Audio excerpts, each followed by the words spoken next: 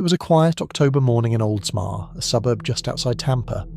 The sun was up, the air cool, and 36-year-old Tim Permenter was worried. For 3 months he'd been dating 39-year-old Karen, and she wasn't answering her phone. That wasn't like her.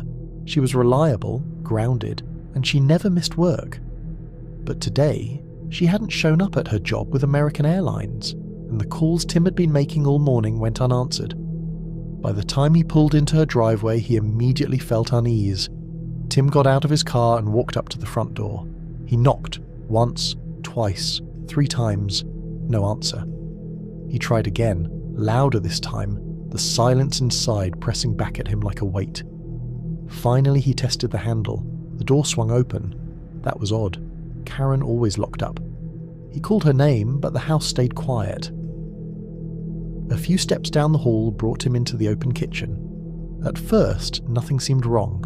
A pizza box sat on the counter, like maybe she'd had a late dinner. But then his eyes fell on the floor.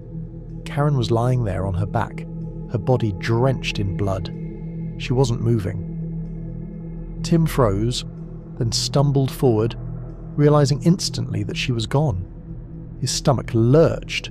He bolted outside and dialed 911, his words tumbling over each other as he begged them to send help. 911, emergency? Please come. Send the police. What's going on there, sir? Karen's dead. Is that your wife? No, it's my girlfriend. It's what? My girlfriend. I just came over here and I found her. Please hurry. Is this suspicious, sir? I would say so, yeah. I haven't touched anything. I opened the door and she's in the kitchen. There's blood everywhere. By the time police arrived minutes later, Tim was doubled over in the yard, vomiting. Officers guided him into the back of a patrol car while they stepped inside to see for themselves. And what they found wasn't just murder. It was a scene that seemed almost designed to confuse and shock.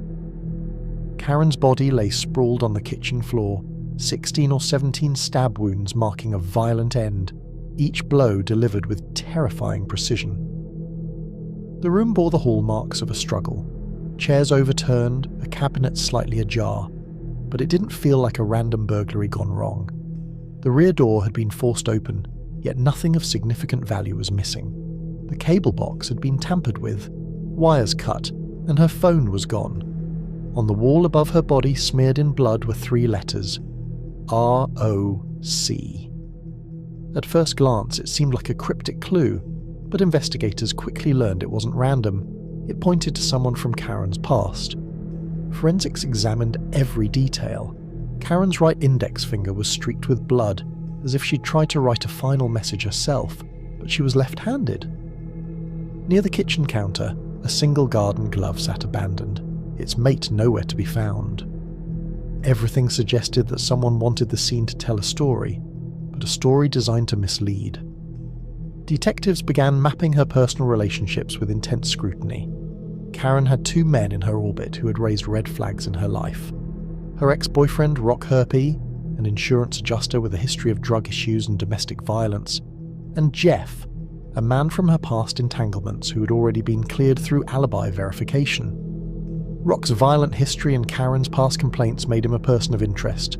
But we will return to Rock, for now let's talk about Tim.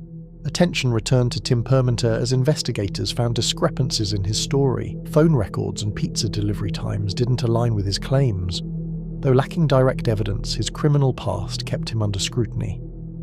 The staged scene, the cryptic ROC in blood, and multiple connections in Karen's personal life left detectives facing a complex puzzle, with time running out to unravel it.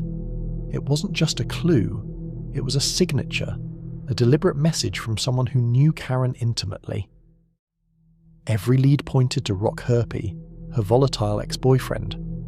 But Rock had an alibi, confirmed by his new girlfriend and her children. He was accounted for at the time of the murder, yet the investigators couldn't ignore the possibility that someone close to him, or someone who knew of his past, might be trying to frame him, or using his name to misdirect them entirely.